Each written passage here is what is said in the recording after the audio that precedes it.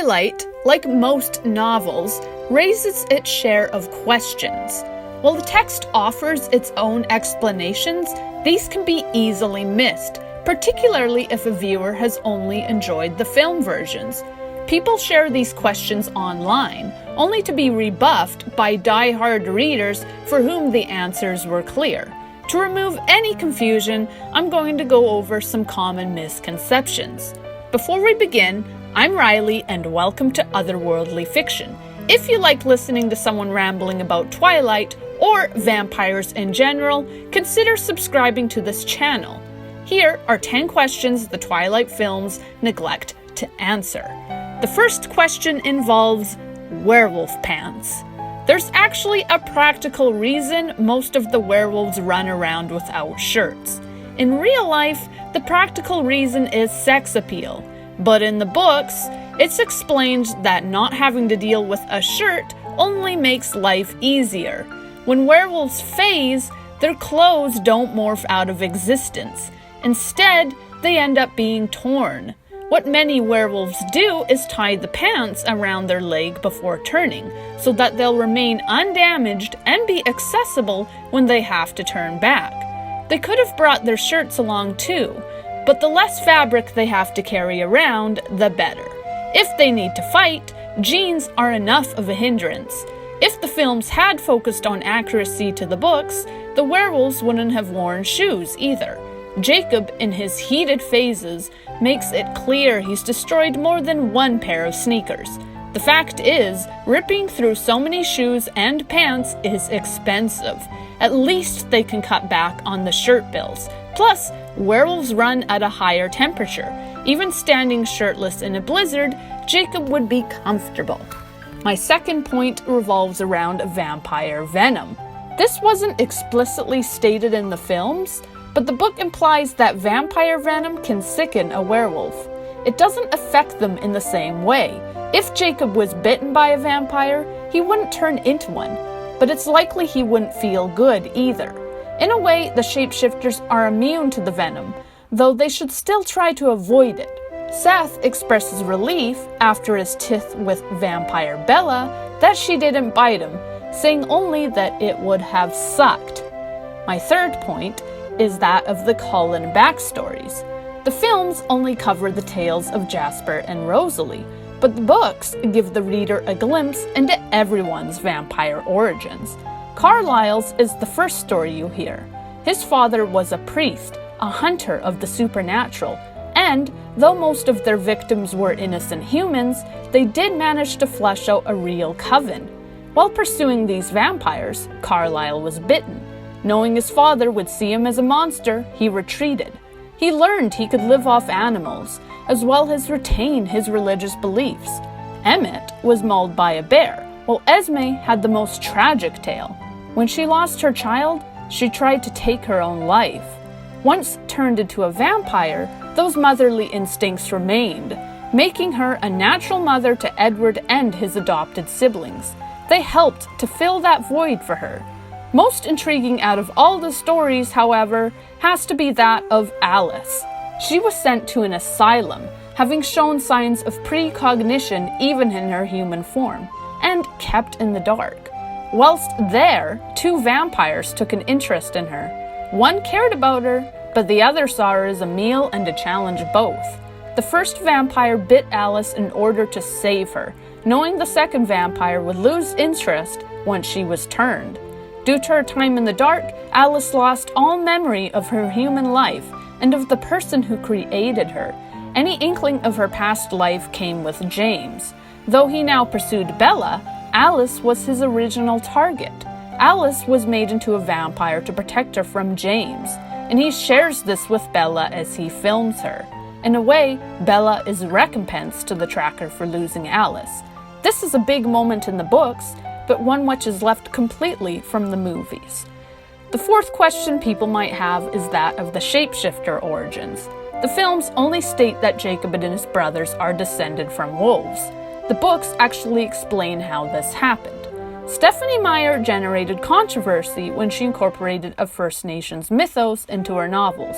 but for those immersed in the story, it might be interesting to know how Jacob ended up the way he is. Jacob's ancestors weren't shapeshifters. Instead, they left behind their bodies, essentially traveling through the astral plane. While they did so, their bodies were still alive and ready to take them back. But when a jealous member of the tribe killed his own body and stole that of the chief's, the chief was trapped in this form. While in spirit form, members of the tribe could take over the body of animals. The chief took over a wolf, but his emotions became too much for the animal, and the pair of them morphed into something new. The chief had a human body again, but the wolf form remained accessible, and it was a power he passed on to his children.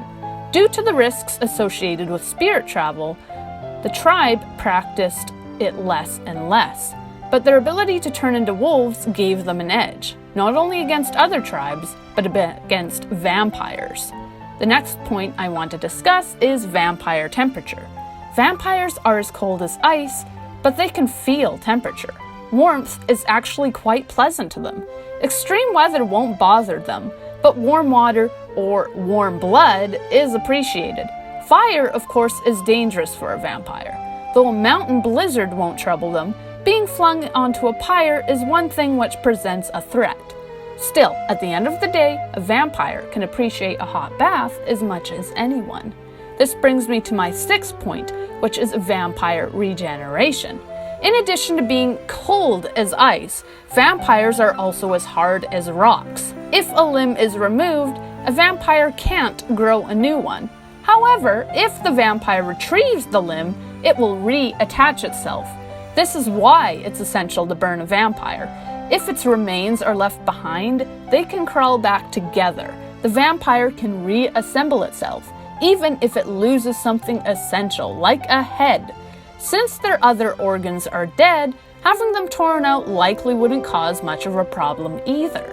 Vampires don't need their hearts, even if they still have them. Fire is the only sure death.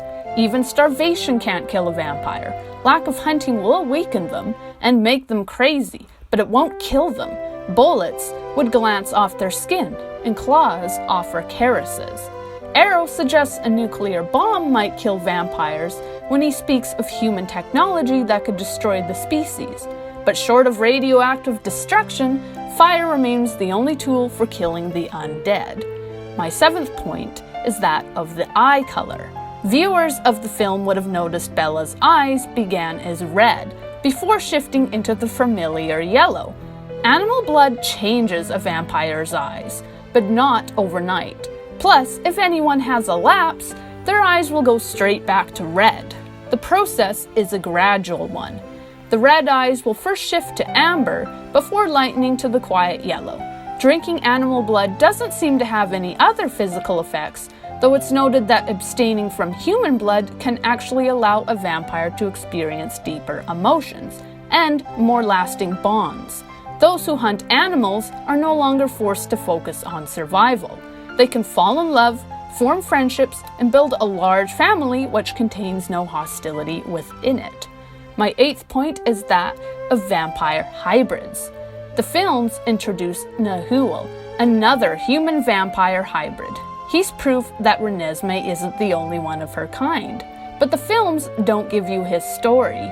Nahuel actually has several sisters, all created by a vampire father who used human women as a means to an end in what he considered an experiment. He had the idea of creating a super race, but Nahuel resented his father, Joham, for the way he treated the human mothers. His own birth killed his mother, and his access to vampire venom meant that, despite his hybrid status, he could still create full-fledged vampires with his bite. This is how he changed his aunt. Though it's not proven, there is another implication. While Nahuel can make full vampires, Renesmee's bite is harmless.